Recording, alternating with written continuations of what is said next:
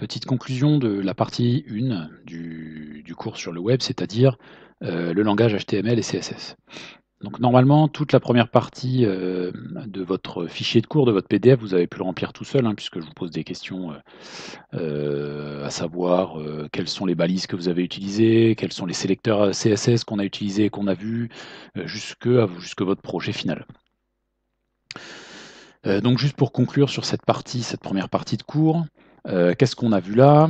On a vu le langage HTML et CSS. C'est ce qu'on appelle un langage de balise. Je vous rappelle, hein, c'est pas un langage de programmation à proprement parler, c'est vraiment un langage, de balise puisque vous utilisez des balises pour indiquer à quel endroit, se trouve quel texte important, moins important, un paragraphe ou et cetera et à quel endroit vous voulez mettre des styles et cetera.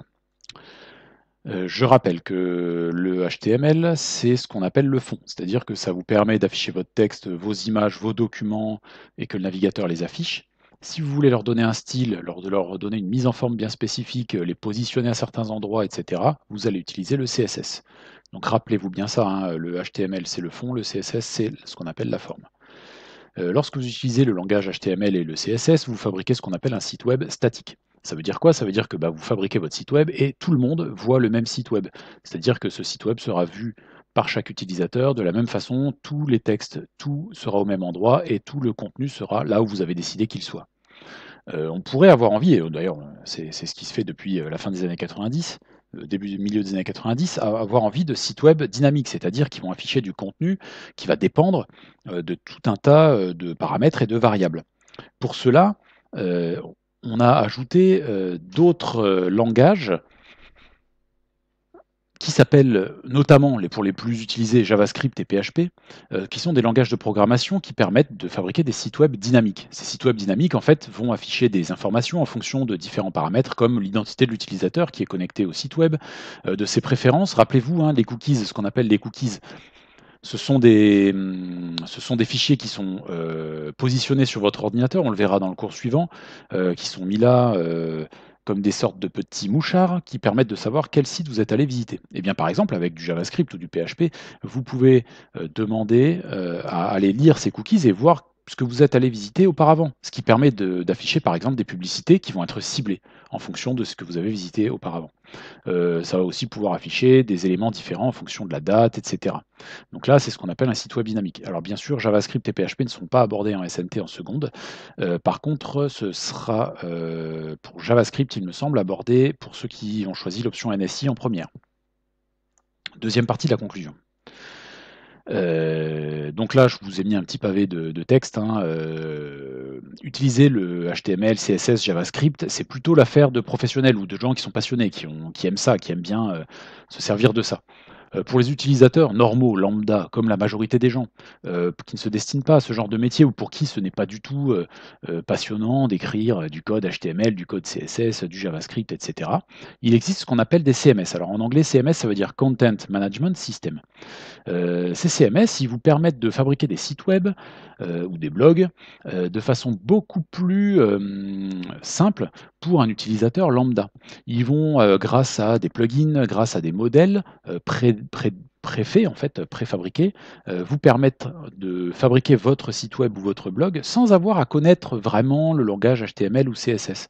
Lorsque vous aurez besoin, par exemple, je ne sais pas, j'imagine, vous voulez afficher l'heure, au lieu de fabriquer un programme en JavaScript qui va vous afficher l'heure à un certain endroit que vous allez mettre dans votre HTML, et cetera, vous avez des plugins qui vous permettent d'afficher l'heure. Voilà, tout simplement. Vous ajoutez votre plugin et votre plugin sera mis sur votre site web et tout cela sans effort, enfin en tout cas sans l'effort d'avoir à apprendre le langage HTML et JavaScript. Je vous ai mis deux liens si vous voulez aller voir pour WordPress, qui est un CMS très connu, hein, qui permet de faire des blogs et des sites web, et Joomla, qui est aussi un CMS très très utilisé. Alors, pour ceux qui voudraient aller plus loin dans l'apprentissage du HTML, du CSS, du JavaScript, etc., je vous propose une seule ressource. Je ne vais pas vous proposer 10 000 ressources. Je vous en propose une que je trouve très très bien. Pourquoi? Parce que cette ressource est en français et elle est gratuite. Si vraiment vous trouvez que le cours est très bien, que vous avez appris beaucoup de choses et que ça vous a apporté énormément, vous pouvez lui faire un don. Il y a le système de don.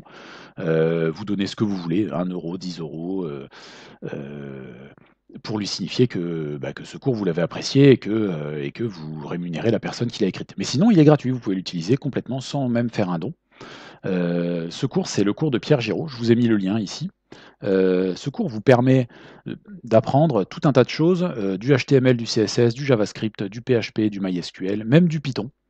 Encore plein d'autres ressources que vous pouvez regarder. Alors je vous conseille, si vous voulez faire ce cours, d'être, quand même assez assidu. C'est-à-dire, si vous commencez à rentrer dedans, c'est comme tous les cours, hein, il faut essayer de suivre, et de s'y tenir. C'est-à-dire de dire: «OK, j'en fais 1 heure par jour, OK, j'en fais, 3 heures par semaine» et cetera. Essayez de s'y tenir et surtout ne pas abandonner, trop tôt, si vraiment ça vous intéresse. Je vous conseille de commencer par le HTML et le CSS et ensuite de vous initier au JavaScript si vous en avez envie.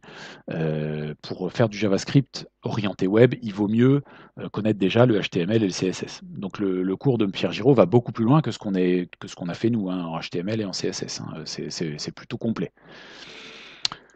Sinon, petite précision, hein, à connaître, à savoir, ce qu'on a vu ici, c'est-à-dire HTML, CSS et le JavaScript dont je vous parle, sont ce qu'on appelle du front-end. Le front-end, c'est vraiment, tout ce qui aborde, la partie client, c'est-à-dire vous, votre navigateur, et ce que vous voyez sur votre navigateur. Il existe toute une partie que l'on ne voit pas, que l'on ne voit jamais, qu'on appelle le back-end, dans le milieu professionnel, qui est tout ce qu'il y a derrière. Back en anglais, ça veut dire, derrière. Et en fait, le back-end, ça va être tout ce qui est la gestion du serveur web, donc c'est-à-dire tout ce que nous, utilisateurs lambda, nous ne voyons pas. Gestion de la base de données, des bases de données des clients qui utilisent le site web, par exemple la base de données des login mots de passe des clients qui se connectent à votre site web, et cetera, et cetera. Ça peut être la base, si c'est un site de commerce par exemple, ça va être aussi une base de données qui gère le stock, les paiements, et cetera. Tout ça, toute cette partie que l'on ne voit pas, et qui est très, très importante, s'appelle le back-end. Si vous voulez aller encore plus loin que faire seulement du front-end, vous avez par exemple le site du projet Odin, Odin Project, qui lui est en anglais par contre, hein, là il va falloir se faire violence un petit peu si vous voulez apprendre ça, qui va vous apprendre non seulement le front-end, mais aussi le back-end. Et c'est ce qu'on appelle en fait dans le milieu professionnel être full stack. Full stack, ça veut dire que vous êtes bon, enfin vous connaissez le front-end et le back-end. Sachant pour la petite anecdote que un développeur qui est bon en front-end et bon en back-end, c'est assez rare. En général, on a plutôt une préférence toujours, hein, soit pour la gestion serveur, soit pour la gestion du web design, c'est-à-dire designer un site web, faire que ce soit simple à utiliser pour l'utilisateur et tout. Souvent, on préfère soit le back-end, soit le front-end. C'est rare qu'un développeur soit bon des deux côtés. En tout cas, voilà pour les ressources que vous pouvez aller jeter un œil. Euh, pour voir un petit peu ce qui se passe.